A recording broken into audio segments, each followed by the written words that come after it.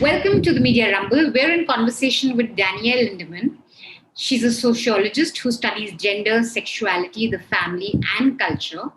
And we're going to be chatting about her book, What Reality TV Says About US. The book looks at the phenomenon of reality TV, how it's completely changed our idea of entertainment, how it's shaped us as a people, how it's shaped our culture in the world over. And so it's going to be a really fun conversation because I, in fact, have a lot to pick your brains on when it comes to a lot of the similarities that I see between television news in India today and reality TV. But we'll come to that in a bit. I want to first understand, what sparked your interest in reality TV as a subject? Why did you choose that? You're probably a fan. I am a fan. I'm unabashedly a fan. I do kind of position myself as a fan in the book. I often say kind of my whole life was research for this book, or at least since I first discovered reality TV. But I also teach a class at Lehigh University on the sociology of reality TV, where we pair classic sociological readings with episodes of reality TV shows.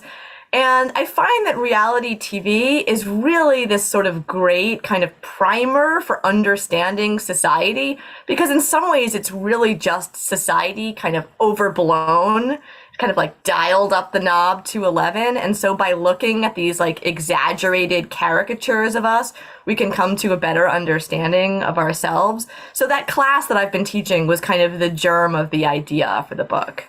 Oh, wow, that's fascinating. That'll be a really fun class. And that's interesting that, to your mind, reality TV is really who we are, but an exaggerated version of it. Oh, yeah, absolutely. Okay. So one of the things now, I think in India, the top few entertainment shows are probably reality TV. We have one which is about Bollywood vibes, which is a Netflix series that's hugely popular, a peek into the lives of Bollywood vibes. Then we have this show called Big Boss, which is modeled on this Dutch reality TV show called Big Brother, where you put these people in a house and then you have someone watching over them, and the audience gets to choose who they want to stay in the house and who they want to evict. And we have that show in 7 languages now. So it's immensely popular, even though a lot of people like to diss it and call it trash. Same here. To your mind, what are the few components, or what are the few reasons for which there's, reality TV has seen such a phenomenal success? Yeah, so it's interesting because my book focuses mainly on the US, right? But reality TV really is this international phenomenon. It really does, in some ways, transcend culture. And I think part of that is because it oftentimes tells what we call simple stories, right? About protagonists, and then there's the kind of enemy or the antagonist, the mean person who maybe we get justice for them in the end. Or there's a redemption arc where they start out being mean, but in the end, they're redeemed. So a lot of these shows tell these kind of simple stories that really transcend kind of any culture. Anyone in any culture can kind of relate to these little stories. But also, I think there are a few reasons people tune into reality TV. One is these kind of simple stories that are kind of easy to process, and we feel like we get justice in the end.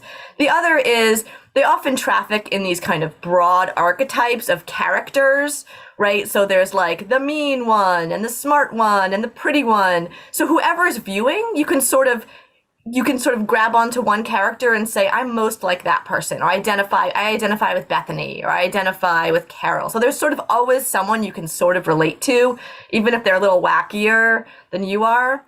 But then there's also the voyeurism reason. So people it's a train wreck idea, right? So you're watching that train wreck to remind yourself that even though you might be messed up in your own ways, you're not like those people over there on that reality show. So you kind of feel a sense of superiority while you're watching. So it depends on the show, right? People tune into different shows for different reasons.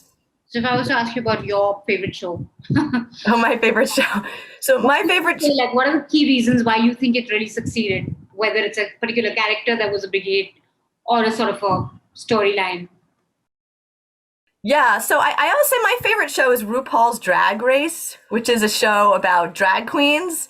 Yeah, and I think it's interesting because just for our listeners. Yeah, so it's like men who dress up, for the most part, men who dress up as women for kind of entertainment value, and they lip sync and they put on shows and they have like big hair and big dresses and faces full of makeup. And so that's what drag queen is. So it's about these usually cisgendered, usually men who are dressing up as women for entertainment.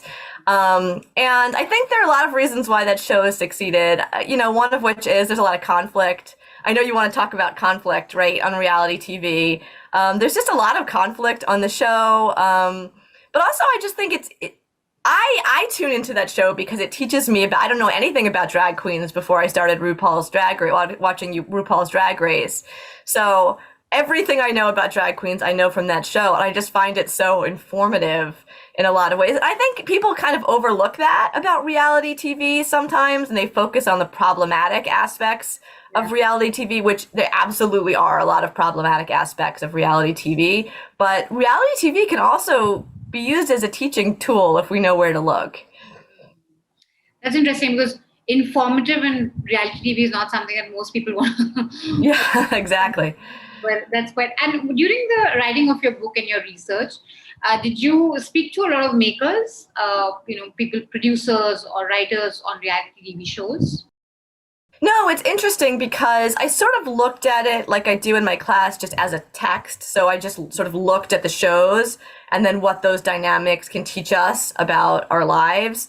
But since publishing the book, I've had the chance to talk to a lot of people who are involved in reality TV production, which has been really interesting. So I haven't looked as much into sort of the processes by which these shows get reproduced. I'm just sort of looking at the shows and the action on the shows and saying, okay, what can that teach us about contemporary American society? I'm asking that because I was just wondering that, we do know that a lot of these shows can be scripted, or if not scripted, there's a lot of kind of, a lot of production that goes behind making these shows. And that's a sort of a sense of, in the way you pick your characters or how you want the story to develop, or, how you want to push a certain character to behave in a certain way. So there's a lot of kind of method to the madness, so to speak. So what I was keen on knowing actually was, to your mind, and this could be from what you studied of reality TV or people who worked in that industry, what are the key emotions that a reality TV show elicits in people, which makes it a hit or makes it click with people? Are there some certain key emotions that a good reality TV show needs to elicit in people? Yeah. So first of all, I do want to say, obviously this is not 100% reality, right? I don't think anyone at this point watching reality TV thinks this is just like a documentary of people's lives, right? Of course, like there's some scripting going on. There's certain people are chosen and they're manipulated in various ways, and the footage is edited. Absolutely. I think that's true. At the same time, nothing that we create as a cultural product is ever a complete mirror of reality, right? Even newscasts, they're picking what stories to tell and how to tell them. Even if they're not trying to be biased, it's still not a complete mirror of reality. So I think it's important to note that about reality TV, that yes, absolutely, even though it's not just a mirror, even though it's not 100% really real, it can still teach us about ourselves. But I think, what does it need to evoke in a viewer to be successful? I think one of the things is studies show that what I talked about previously is this kind of train wreck effect, where you can watch it and feel kind of a smug sense of superiority because I'm better. I might have my own issues, but I'm better than those people over there who are doing those wacky reality shows. And I think for a lot of shows, that's sort of an element of their success. The train wreck effect, yeah. At least I'm not a train wreck like that.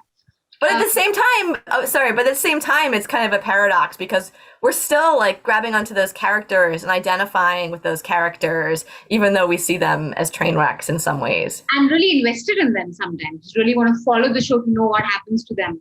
Yeah, absolutely. And even, after the show, following up on social media, seeing how they're doing. Right, exactly. Whole other influencer ecosystem, which is basically reality TV stars who then, venture out of the show and just become really big influencers or stars in their own right. So there's that. Yeah, absolutely. I think so there's like a lot of media research about how we form what are called parasocial relationships with the people we see on TV. So we kind of feel like we know them, that we're friends with them. But on reality TV, there's some evidence that it's even more so because we're not seeing people who are supposed to be characters. We're watching like Kim Kardashian as herself, supposedly. Right? And so we feel an even stronger attachment to her. And then we can follow her even off the show, right? We can buy the things she's selling. We can follow her on social media. We can tweet at her. So that's even reinforcing this parasocial bond that we feel with these stars. One of the important components of reality TV is conflict. And, just to give you an example of the most popular show in India, which is The Big Boss, which I don't really watch, but I know that it's hugely popular. And, you have actors going in it. It's basically a house where participants go in and then you see their life, in that particular time. And the reason why it seems to be a huge hit is also because there's a lot of conflict in the show, sometimes even physical fights, or someone throwing a glass of water at someone, or someone abusing someone, or getting really personal, or behaving in a way that you wouldn't really behave in normal life, in the sense the exaggerated kind of like what you said, a really exaggerated sense of how you would say, if say you don't like someone in real life, you're unlikely to go up to them and throw a glass of water at their face just because you had an argument. But you see that on reality TV, and that seems to really sell the idea of conflict. So why is conflict so central? And why is it such an essential recipe of good hit reality TV show? Yeah, so it's really kind of nuanced, right? Because on one hand, part of this is this train wreck thing, right? Where you're like, well, like I might have my issues, but I'm not pulling anybody's hair, or I'm not throwing water on anybody's face, right? I'm not throwing a glass at anybody. So, I can feel superior. I'm not like those people over there. The other thing is, there's some evidence that reality TV allows us to experience a kind of a hyper reality. So we identify with the people on the shows, but the people on the shows are oftentimes in situations that we would never get to experience in our own lives. So there's some sense that, we can live vicariously through others who can kind of get away with throwing water on people or pulling, like in our own lives, it might be, that coworker that we don't like, that we would never be able to throw water on or pull their hair, even though we might want to, right? But we can experience that vicariously on reality TV where people are doing those things. So it allows us to be in these kind of imaginative scenarios where, like, the conflict that we might want to engage in our own lives, the people are actually doing. But why is conflict such a central part of it? Because if it's just a question of you wanting to do something that you can't in real life, you could also you could want to see a love story which you wouldn't see in real life, or you could want to say a sort of a friendship that you wouldn't strike in real life. Why is it that conflict becomes central? That that becomes something that you really want to watch, rather than say like a really beautiful relationship that you may not have in real life, or a lovely equation with a parent that you may not have in your life. Just to give you an example. I think reality TV does offer us those things, right? Like a show like The Bachelor is supposed to be all about romance, right? And they get to ride in like hot air balloons over like Tuscany, and you might never experience that in real life, so you're living vicariously. So I do think it does those things, but you're right. It does seem like conflict, it's not all reality TV, but there's certainly a type of reality TV where conflict is really a key element. And I think part of it is that vicariousness, but I think also just if there's not enough conflict, people see it as boring. Yeah. Right? Sometimes people complain about there being too much there kind of needs to be a sweet spot, right? Where like it's not conflict all the time, right? It's not just like 21 minutes of just nonstop conflict, but you kind of need to have like enough conflict in there to keep it interesting, or else it bores people. So I think that's part of it. And I think one of the interesting things for us, especially at Newslaundry, because we critique a lot of the television media, we look at what's happening in the news media ecosystem. There seems to be a lot of spillover effect of reality TV onto news. And I don't know if that is the case in the US too, but perhaps maybe with cable news. But you have a lot of television news debates or news channels that really follow the reality TV format, where you have panelists which are almost similar. The same panelists come over and over again to talk about the same things, different topics, and you have an anchor that would kind of engineer a conflict. And a lot of the debates and discussions around politics, around some of the hot news issues, are kind of being modeled around this reality TV model, where you have people really go at each other because they come from different ideologies or because they have a different opinion on a particular news event. Do you see that spillover effect in the US too? And what do you make of this? Yeah, I mean, maybe not as much as what you're describing, but certainly true. And I think, I start off the book by defining just what reality TV is. And I specifically say it's different from news. I wouldn't consider news to be reality TV because news supposedly is primarily about educating and reality TV is primarily about entertainment. But of course, right, those two things are getting really muddy and intertwined because, of course, the news, they want you to keep tuning in. So they're trying to entertain you to some extent, right? And so I think what you're describing is just like the logical extension of that, where, people are so primed from all of these years of watching reality TV and other forms of TV that even with their news, they want a little like action there. They want to see a little bit of conflict. So I definitely think those two things are intertwined and getting more intertwined, though maybe not in the US to the extent that you're describing in India. You wouldn't see, okay, that's interesting. Not even like a Fox? Yeah, I think that's a whole other thing, right? The idea of that's certainly a more like entertainment-based news program. Yeah, I mean, I definitely see it. We definitely see it. We definitely see that kind of intertwining of news media and this like sort of reality TV style entertainment. It's definitely there. For sure. Yeah, and I would say in a Fox, right? And of course, there are politicians who absolutely draw on the conventions of reality TV, in their campaigns and even when they're in office, for sure, in the US. And what could that be when you say the conventions of reality TV, politicians following it? What are Yeah, so someone like, say, Donald Trump, I think a lot of his success, was rooted in using, and he comes from, for those who don't know, he comes from a reality TV background. He was on a reality TV show called The Apprentice for many years. That's how a lot of Americans kind of got to know him, as this archetype. But yeah, so even, in his campaign, his subsequent presidency, he like played with a lot of the devices of reality TV. So even like the cliffhanger where it's, tune in later and I'll tell you who my Supreme Court justice pick is, right? Or I'm not going to tell you this thing until prime time, so get all your cameras ready at prime time, and then I'll make this big announcement, right? So this cliffhanger thing. He played with these kind of archetypes, talking about people using these broad categories like the nasty woman or the bad hombre. So using these archetypal categories, and even played with our sense of, what is reality and what's not. Which again, reality TV has kind of, because we're all kind of watching reality TV skeptically at this point, right? Like hardly anyone's watching and saying, yes, that's 100% a mirror of reality. But now we're also consuming news media kind of in that way.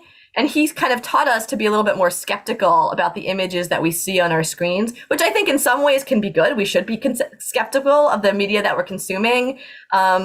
But he kind of brought it to a place where anything could be questioned, right? Like a photo showing the size of his inauguration crowd. Just a photo. Nope, that's doctored. That's wrong. That's not reality, he would say. So he drew on that sort of skepticism that we had backed by years of watching reality TV. So I think a politician like Trump, this is what I mean when I say he's sort of able to use the kind of conventions of reality TV to his benefit.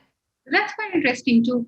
To use the skepticism that we've developed as society because of years of watching reality TV, you can actually turn it and weaponize it. It's quite an interesting. And I think you should definitely look at Indian TV news as your research. I don't know. Sounds fascinating. Because, we've had at least one person from the news make it to reality TV, like a person who's on the news all the time, like a frequent panelist of sorts, a talking head of sorts of debates, who went to reality TV, and one reality TV contestant who then made it as a talking head in television news. So it's quite interesting. Oh, interesting. Yeah, it's interesting to see that cross. And I think, again, like the aim probably is, again, like you said, to compete with entertainment channels, because at the end of the day, you want eyeballs. And there's this clear format that entertainment has given you, which is actually very suited for news, because it's real in a sense. What would you say? Now, you said that you've written the book as a fan, and that there are positives to it. So you're not someone who really looks down at the genre. What are some of the positive things to your mind of reality TV, whether it's a cultural impact or a change in society or just a different way of looking at things? How would you evaluate the positives of reality TV shows? Yeah, I mean, so first, I just want to be clear. I absolutely think reality TV is problematic in a lot of ways. So even though I come from a place of being a fan, there are shows that I won't personally watch, and I also would understand why other people wouldn't want to watch the genre. So I'm not sort of coming in and saying you must tune in to reality TV. I don't have any stock in Viacom. I have no stake in whether you watch reality TV or not. I think you need to pay attention to reality TV is what I would argue, because at the end of the day, it is this huge cultural phenomenon. And when something is this large, you need to stop and take a look and say, well, where is this coming from? And what can this teach us? But I do think there are some positives to reality TV. Reality TV historically has been more diverse than other forms of media. So you see people in groups that you don't necessarily always see on scripted TV. Like in the United States, people of color, gay people, LGBT people in the United States have been more kind of prominent on reality TV than they have in other forms of media. And sometimes that's because they're being portrayed really stereotypically, which is really problematic. But I think there's something to be said just for representation. And reality TV often shows us groups, even the show RuPaul's Drag Race, right? This is a whole show about drag queens that has become wildly popular because of reality TV, this really kind of marginalized group of gay men who dress in women's clothing for entertainment has been given this platform. So I think reality TV historically has been able to give platforms to groups of people that other forms of media haven't necessarily. So that's one of the positives. But do you think it's largely cements prejudices in people, the notions that they may have about people of color or people from the LGBTQ community, or do you think it can shatter your notions that you've had about people that you would not have seen on popular culture or you haven't interacted with? Yeah, I mean, I think it's both, right? I think absolutely there are a lot of stereotypes that are being promoted on reality TV that are going to cement if you're prejudiced, right? Which most people are to some extent, it's going to cement those prejudices absolutely about women, about people of color, about gay people, for sure. And I don't shy away from that in the book. It's absolutely problematic in those ways. But I think sometimes even just introducing you to people who you may not have otherwise encountered can be useful and helpful. Like even going back to the early days of the MTV show, The Real World, which some people say is like the first reality show. There's debate about that, but this is like the early 1990s, early to mid 1990s. And there was a person on The Real World in one of the first seasons who was a gay man and he was living with AIDS. And for a lot of Americans, that was like the first gay person that they had gotten to know, to form this parasocial relationship with. And you saw him as a whole person. This guy, Pedro, you saw him as a whole person. He wasn't just this stereotype. He was a person. He had foibles. He had a partner, right? He had conflicts with his roommate. You saw him as this whole person. And I think that really was ultimately a positive for the LGBT community, that people were just exposed to this person that they might not have otherwise been exposed to. Okay. And what are the negatives? What do you see as like a far-reaching negative impact on the society, which is pretty hooked to reality TV? Yeah, so again, it is the promotion of these kinds of stereotypes, right? Stereotypes about women, about people of color, there are stereotypes about gay. I mean, pretty much almost every group is stereotyped, maybe other than white men, on reality TV. And so it does promote those like prior understandings that people have that can be really dangerous. I think like there was a show, there was a study that looked at the show The Biggest Loser, which is like this weight loss show. And it showed that people who were exposed, who watched an episode of The Biggest Loser versus just watching like an episode of a nature show, the people who watched The Biggest Loser came away with a significantly greater dislike of fat people. And so you see how even just watching one episode of this show can kind of alter people's perceptions and reinforce their prejudices. So reality TV can be really dangerous in that way. And I don't think we should shy away from discussing that, but I don't think that's the whole story about reality TV either. Your example on Donald Trump is pretty interesting because I think a lot of populist leaders or authoritarians across the world want to use a bit from that playbook of, putting out a version of themselves which is dramatized.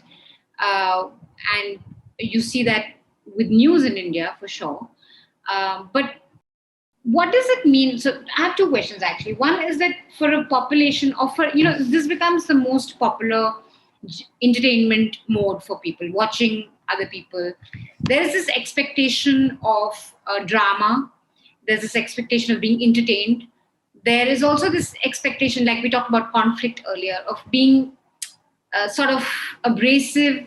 It's a sort of a genre that celebrates abrasiveness, that celebrates sometimes being, uncouth or saying things that you wouldn't usually say.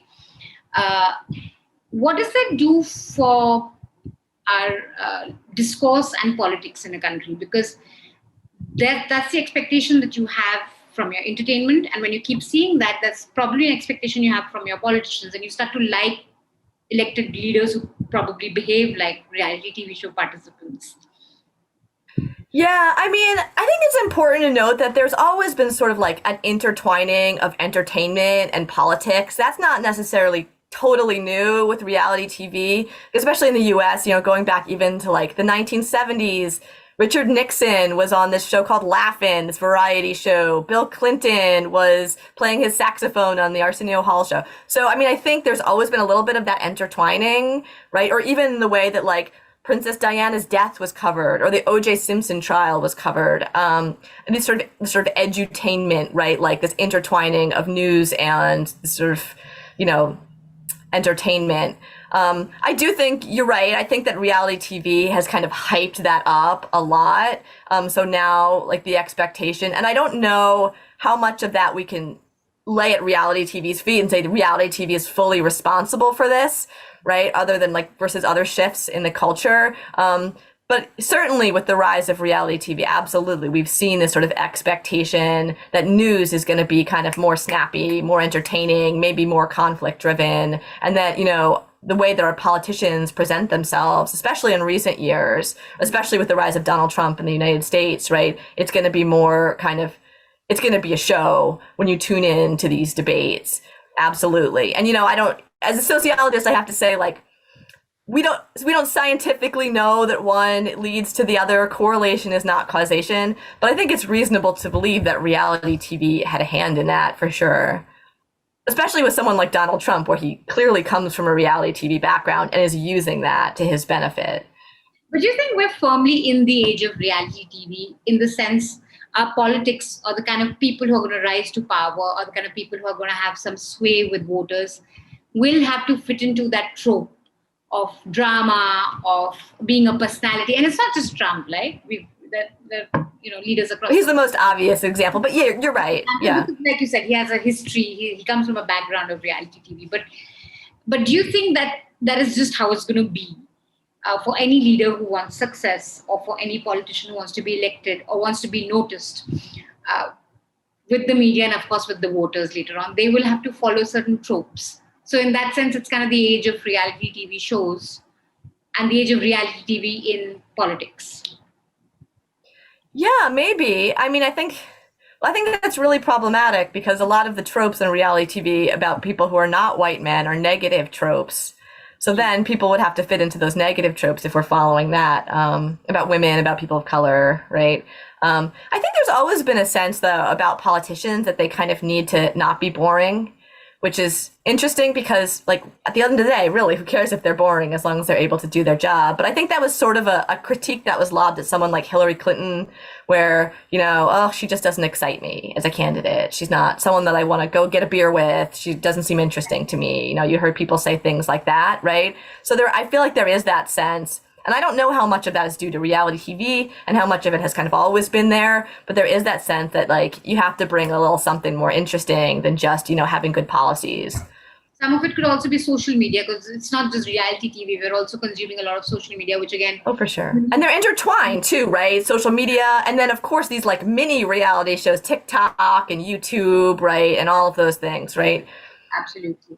Now, I wanted to ask you, since you recognize the fact that reality TV can sometimes affect positive change, it can change our notions about people, it can open our eyes to a reality of another person that we may not have been exposed to earlier.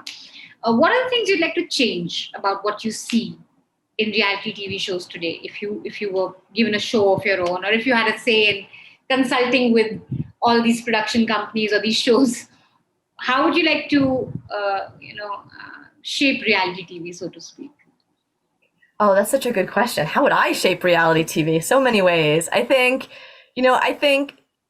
I would be very wary about, you know, who I cast and how I'm editing them, and to what extent does that fit into our stereotypes about the group that they're a part of, right? So if I'm casting a Black woman, am I casting for a specific type, and am I editing this in a particular way to make her seem angry, because that's like a stereotype, the angry Black woman or the angry Black man, right? Or, you know, the woman who's just overly emotional, or the like zany, campy gay guy. Am I casting and editing to fit into those particular categories? And I would kind of actively push back against that. And, you know, a show like RuPaul's Drag Race, I think in some ways does reinforce those categories, because in some ways the people on it are a little bit stereotypical. But at the end of the day, it's also really pushing back against those categories, because you have these like gay men who are gay men who like to dress in women's clothing, who are given this amazing platform. So if I were in charge, go ahead. I just want to cut you 1 minute. I just want to know, what is the format of the show that you spoke of? RuPaul's Drag Race? Yeah. So you have these men who dress up as women, drag queens. Yeah, I mean, that's really oversimplifying, because they don't all identify as men, and they don't all, but for like the most part. Okay. So they're all drag queens, and then they compete. There's a host, RuPaul, who's this famous drag queen, and they compete in these challenges related to being a drag queen. And then in the end of each show, 2 people are in the bottom, and they have to lip sync for their life. So they're given a song, you know, they have to lip sync to, right? And so they both lip sync, and then RuPaul decides who does the better lip sync and keeps them in. The other person has to leave the show. And, you know, in the end, a winner is chosen. That they're given, like, could you give us an example of the sort of challenges that they're asked to do? The challenges that they're asked to do. Oh yeah, so one of them we actually just watched in my class the other day. They had a bunch of straight male athletes come in, and the drag queens had to transform these guys into drag queens. Oh. And whoever did the best, and then do like a performance with them, and whoever did the best job was the winner, and the people who didn't do so great were in the bottom and had to lip sync. So that was an example of a challenge. Or they do photo shoot challenges or entertainment challenges, things like that. I find it highly entertaining. Normalizes it also for people who may look down at this, or people who don't know of drag queens in real life. So it kind of also makes it normal. Yeah, I mean, it's interesting. Even among my students, who I tend to think are very like young and savvy, I often ask, like, have you ever heard of a drag queen? And a few say they haven't ever heard of a drag queen. So that's their like first introduction to what a drag queen is. So it's interesting. But you were talking about what you changed. So you said choosing and not fitting them into a particular stereotype, or not using them to cement the prejudices that we may have about a particular group of people. Yeah, I would just be really wary about my casting decisions and editing decisions. And I mean, I think it would be really interesting to have a reality show where it didn't really reinforce any of those prejudices and stereotypes.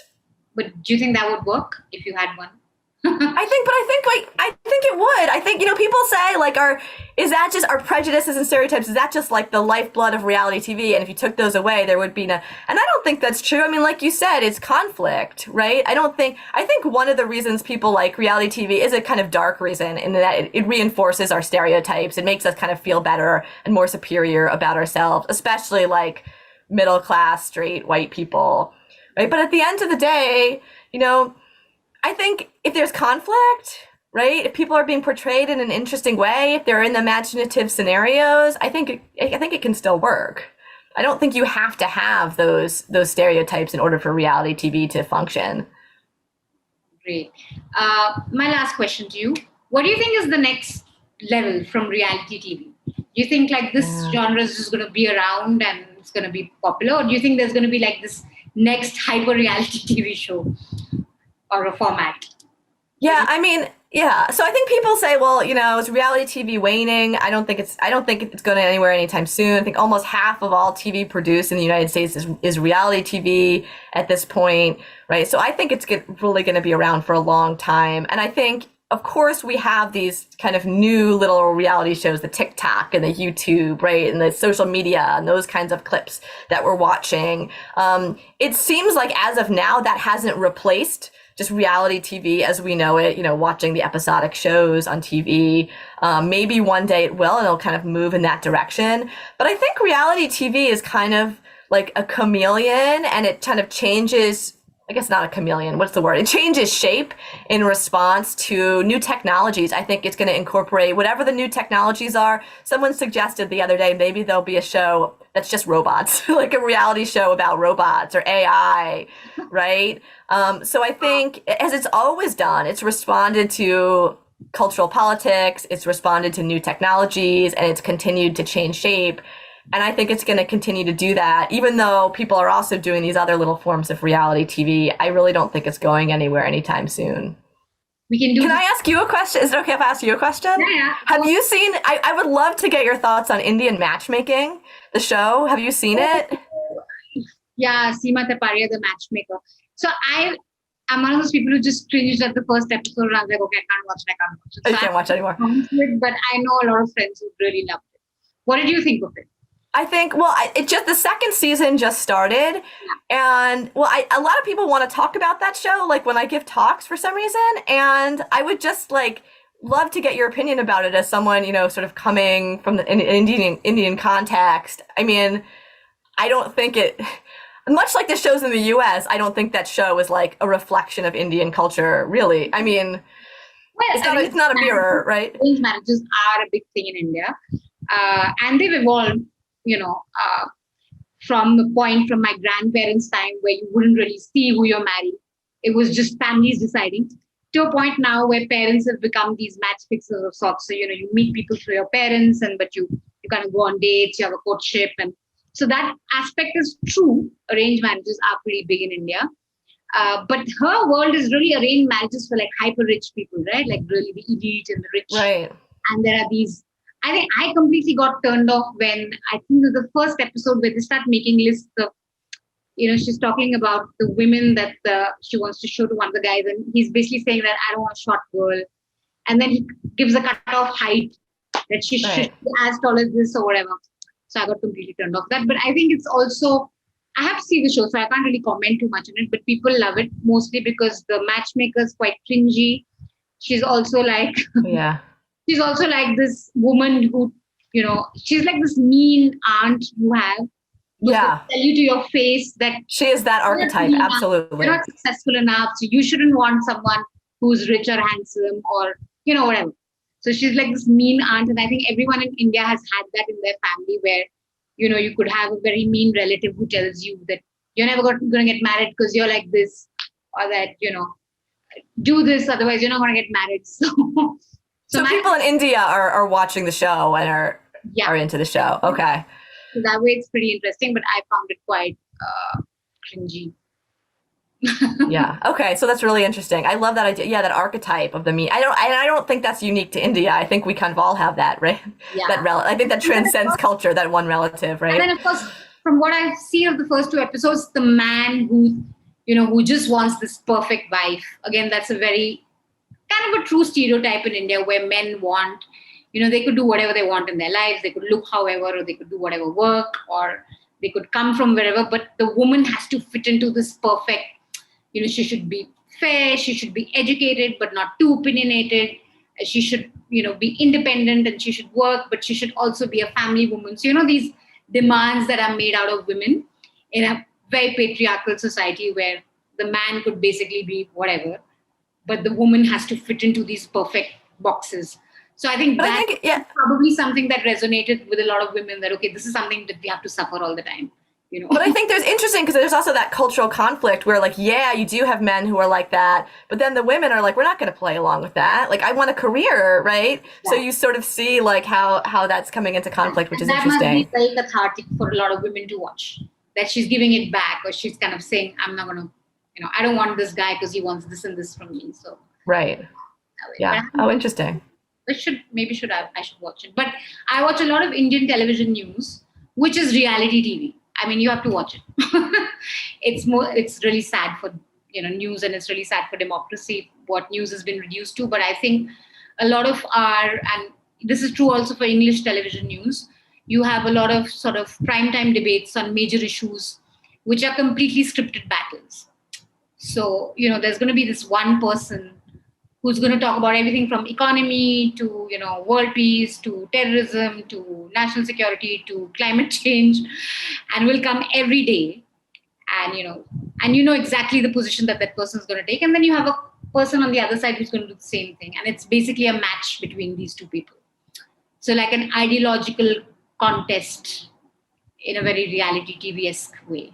So yeah, I think that's interesting. I think, and especially in US culture too, there's this idea, I think now, that there are two sides to everything, right? Like even something that's just an empirical fact, like climate change, right? So you have someone, they're debating it, right? Like you have someone coming in and saying like, this is what's happening. And then someone else is going to say like, I don't believe that that's really happening, often based on no data whatsoever. But I think that has sort of seen an increase, this idea that like, reality is up for debate, right? Like anything is up for debate, even something that can be kind of proven through scientific fact. Mm-hmm. Yeah. Anyway, we should, hopefully we can do this next year in person. We'd love to have you here in India and maybe have a chat on this. Sounds great. Maybe at the next Media Rumble. But thank you so much, Danielle, for taking out the time. And I'd love to attend your class. It seems like you're welcome anytime. Thank you for having me. Maybe you can have an Indian matchmaking class, and then I could have something to say. I should. All right. Thank you. Class? What? You have Indian students in your class? Indian origin? Do I have any this year? No. I recently gave a talk, though, about the book, and there was an Indian American graduate student at that university who was asking me questions about Indian matchmaking. So now I have more context to discuss it. Thank you so much. Have a really good evening. Thanks, you too. That was the online session of the Media Rumble. I hope you enjoyed our conversations. Mark your calendar for the 14th and the 15th of October, where we can meet offline in real time at the Media Rumble. It's going to be at the IHC at New Delhi. You can register online. The link will be with this episode.